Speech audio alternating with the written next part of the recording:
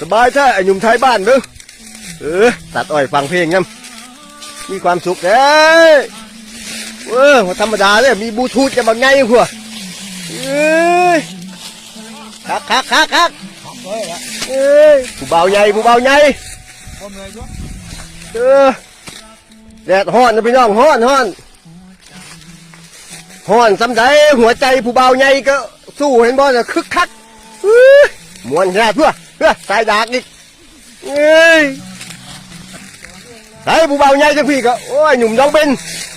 พี่หนุ่มน้องเบนก็อยู่ทั้งพี่โอ้ยเพีย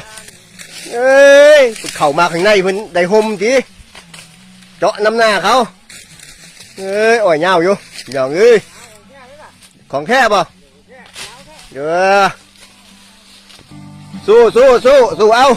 เพียฟังเพลงหูจักเงยแล้วก็ม้วนแล้วเนาะเอาหอนทำไมก็ไม่ยากเนาะเอาสู้